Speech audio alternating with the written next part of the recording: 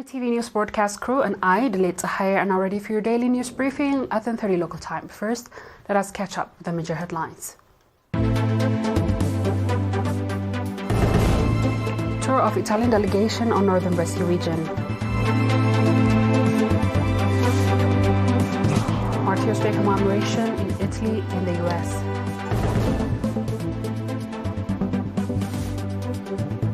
Gunman kills police, priests and civilians in an attack place with worship in Russian Dagestan. And Colombia faces severe food insecurity due to conflict and extreme weather patterns. On our local news, a senior Italian delegation led by Mr. Adolfo Urso, Minister of Enterprises Made in Italy, accompanied by Mr. Usman Saleh, Minister of Foreign Affairs, visited developmental and tourism sites in the Northern Red Sea region today. During their visit to Massawa port, the delegation received a briefing from Mr. Dawit Mengstab, General Manager of the Port Authority. He provided insight into the general activities at the port, as well as updating on the initiatives to expand it and the progress achieved so far. The delegation also visited Dese Island. Upon their arrival at Massawa Airport in the morning, the Italian delegation was more warmly welcomed by Ms. Asmarat Abraha, Governor of the Northern Red Sea region, and other officials.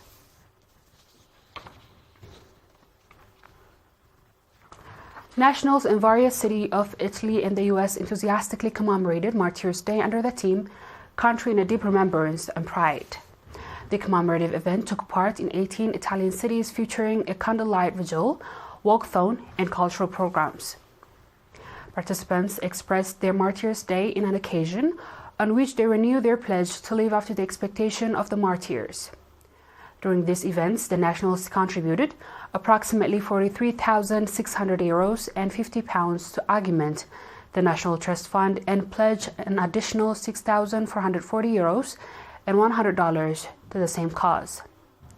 In related news, nationals in the U.S. cities of Atlanta and its environs, along with Phoenix, commemorated Martyrs' Day with patriotic zeal, featuring a candlelight vigil and various programs portraying the day. Nationals in Atlanta also contributed $3,356 in support of the families of martyrs.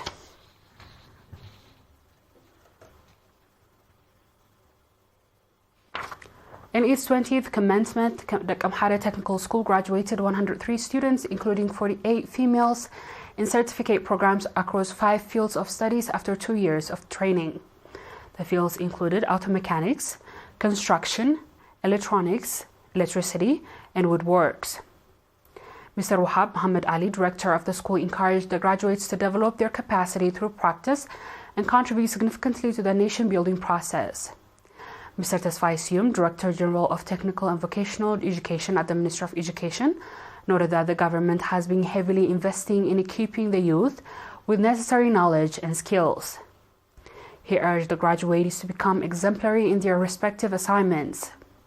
During the graduation ceremony, 10 outstanding students received special prizes.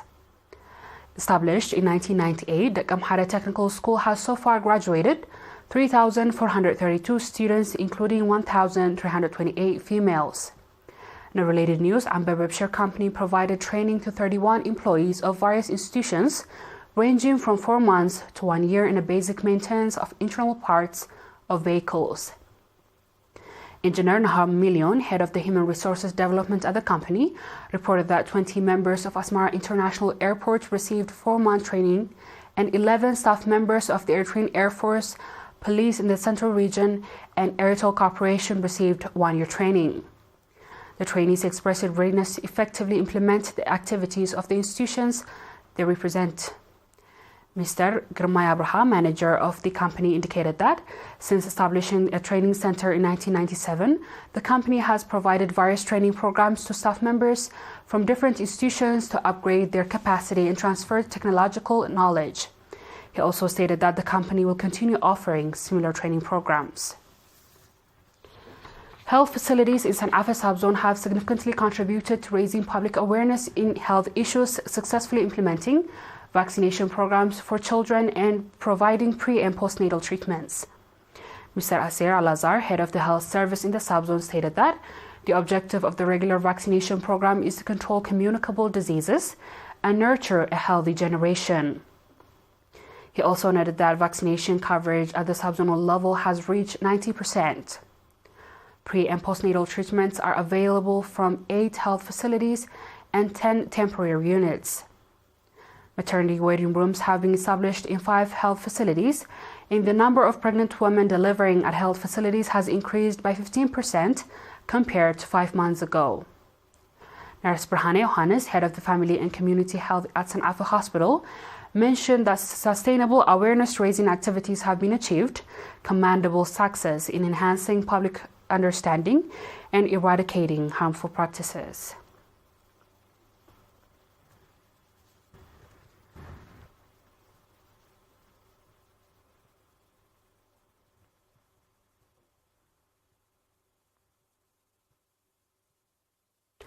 Dear viewers, we'll be back with the international news shortly. Stay tuned.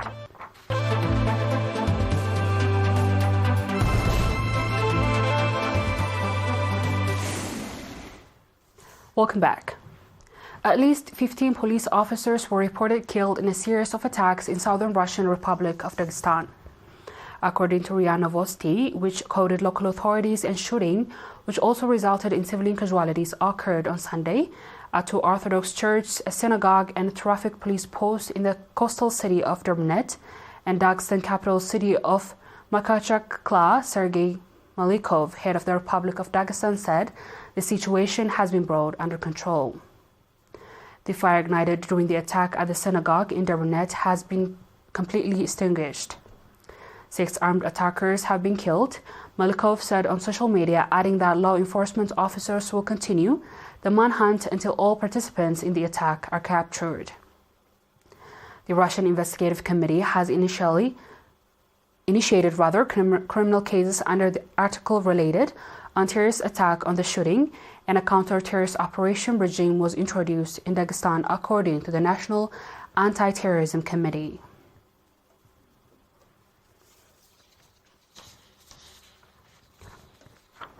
On our last news, more than 4.5 million people in Colombia are facing severe level of food insecurity, particularly in rural areas due to the armed conflicts, low income, and high vulnerability to extreme weather events.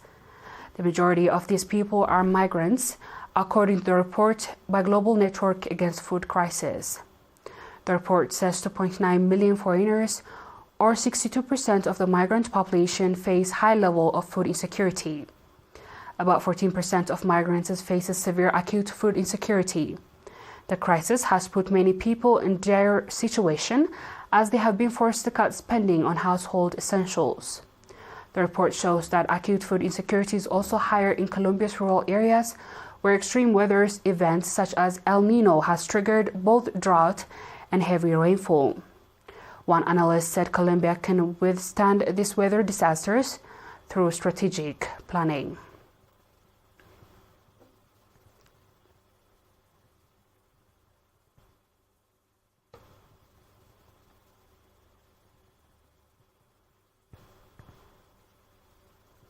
Dear viewers, we have come to the end of tonight's news. Let's have a quick recap of the headlines.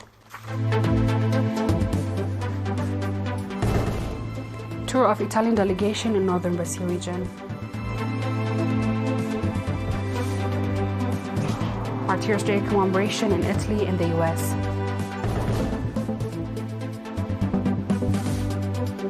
Gunmen killed police, priests, and civilians in an attack place of worship in Russia's Dagestan.